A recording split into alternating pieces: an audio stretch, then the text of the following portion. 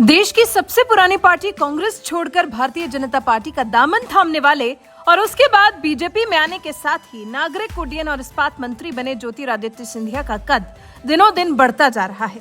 BJP में आकर उन्हें वो स्थान मिला है जिसके लिए वो कांग्रेस में राहुल गांधी के बगल में होने के बाद भी तरसते रहे, लेकिन कभी वो पद, कभी वो हक हासिल नहीं कर सके। संगठन और राष्ट्रीय स्वयंसेवक संघ से भी पिछले कुछ महीनों में सिंधिया की नजदीकियां बढ़ी हैं, जिसके बाद शायद सिंधिया भी अपने फैसले पर फख्र महसूस करते होंगे।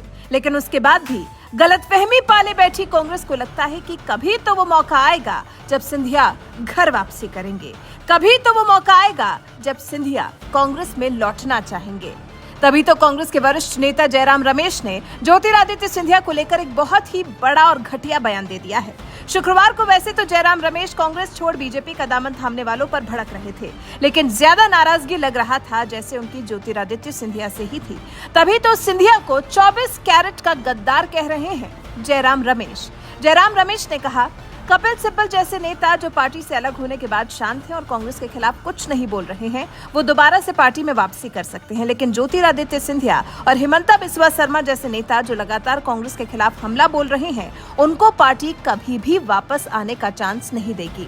हालांकि जयराम रमेश से इन दोनों में से किसी ने कहा भी नहीं होगा कि उन्हें वापसी करनी है, लेकिन अपनी संतुष्टि के लिए कांग्रेस के वरिष्ठ नेता जयराम रमेश ने ऐलान कर दिया है कि हिमंता बिस्वा शर्मा और ज्योतिरादित्य सिंधिया जैसे लोगों के लिए अब वापसी के रास्ते बंद हो चुके हैं। न्यूज एजेंसी पीटीआई से बात करते हुए जयराम रमेश ने कांग्रेस छोड़ चुके नेताओं के लिए ऐसी बड़ी बड़ी बातें की हैं। उन्होंने कहा है, ऐसे कई नेता हैं जो पार्टी छोड़ने के बाद लगातार पार्टी के खिलाफ बयानबाजी करते रहते हैं। ऐसे लोगों को कांग्रेस पार्टी कभी वापस नहीं लेगी। कई ऐसे नेता भी हैं जो पार्टी से नाता तोड़ने के बाद अपनी और पार्टी की गरिमा को ध्यान में रखते हुए शांत हैं। ऐसे नेता अगर चाहें तो वो दोबारा से पार्टी ज्वाइन कर सकते हैं। इससे पहले भी जयराम रमेश ने सिंधिया पर मंत्री पद और बंगला मांगने का आरोप लगाया था। उन्होंने कहा था, ज्योतिरादित्य सिंधिया कैबिनेट मंत्री बनना चाहते थे और सफदरजंग स्थित 27 नंबर बंगले में रहना चाहते थे, इसलिए वो कांग्रेस छोड़कर भारतीय जनता पार्टी में शामिल हो गए। यही दो कारण थे, बाकी सब बहाने थे। मैं आपको बताता हूँ क्यों सिंधिया जी क्यों छोड़ कर गए। मैं आपको असलियत बताता हूँ। वो कैबिनेट मंत्री बनना चाहते थे और 27 नंबर सफदरजंग रोड का बंगलों पर रहना चाहते थे। यही दो कारण थे, ये सब बहाने थे, ये बिल्कुल असली कारण नहीं था। एक सवाल जो किया गया, बार बार मुझसे पूछा जाता है, मैं इसके बारे में 1-2 मिनट कुछ कहना चाहता हूँ। पहले दिन मैंने आपको कहा था कि कई लोग कहते हैं भारत टूट नहीं रहा है, अब भारत जोड़ो यात्रा निकाल रहे हैं। मैं आपको बता दूं, प्रधानमंत्री की नीयत के कारण, प्रधानमंत्री के नीतियों के कारण भारत की टूटने की संभावना बढ़ रही है। आर्थिक विषमताएं बढ़ रहे हैं, सामाजिक ध्रुवीकरण बढ़ रहा है और राजनीतिक तानाशाही आज हकीकत है। और इन 3 कारणों से भारत टूटने की संभावना बढ़ी है और उसको रोकने के लिए भारत जोड़ो यात्रा निकाला गया है। और जयराम रमेश के इन्हीं आरोपों का जवाब भी उन्हें मिल गया है और मध्य प्रदेश के बीजेपी प्रवक्ता आशीष अग्रवाल ने इन सब बयानबाजी के लिए जयराम रमेश पर पलटवार किया है।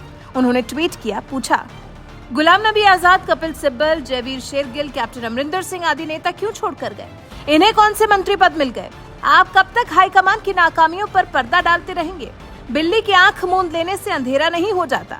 आशीष अग्रवाल के अलावा कई सोशल मीडिया यूजर्स ने जयराम रमेश की गलतफहमी को दूर किया। मेरा देश मेरा अभिमान नाम के यूजर ने लिखा, जो है वो छोड़ के जा रहे हैं रमेश जी, उनको संभालो, सिंधिया वापस कभी नहीं आएंगे, वो केंद्रीय मंत्री हैं, कांग्रेस का अंत चल रहा है, अगली बार कांग्रेस मुक्त भारत होने जा रहा है। योगेश नाम के यूजर ने लिखा, सिंधिया के नाम पर एमपी में वोट लेकर कमलनाथ को सीएम बनाने वाले कितने कैरेट के गद्दार हैं? आपके साथ कोई नहीं आ रहा, हर हफ्ते कोई न कोई जा रहा है। अरविंद ओझा नाम के यूजर ने लिखा, कांग्रेस के वकील के तौर पर वापसी हो सकती है कपिल सिब्बल की, क्योंकि निकट भविष्य में कांग्रेस को नेता नहीं वकील की जरूरत है। क्या समझे जयराम रमेश जी? ब्रिजेश सिंह लिखते हैं, गहलोत भी सचिन को गद्दार बोलता है, वो भी 24 कैरेट का। सारे कांग्रेसी ऐसे ही हैं क्या? जयप्रकाश गुप्ता ने लिखा, बड़ी कंपनी में बड़ा पद मिल गया, जिम्मेदारी मिल गई, तब कोई ऐसी कंपनी में क्यों जाएगा जिसका मालिक खुद नौकरी ढूंढ रहा हो? वैशाली मिश्रा नाम की यूजर ने लिखा, जयराम रमेश जी भी खुद बीजेपी में शामिल हो सकते हैं 2024 आते आते। तो कुछ इस तरह से सोशल मीडिया यूजर्स ने जयराम रमेश के सिंधिया पर आरोप लगाने का जवाब दिया है। सिंधिया को गद्दार बताने, उन्हें बंगले और मंत्री पद का लालची बताकर उनकी छवि को खराब करने की कोशिश की जा रही है।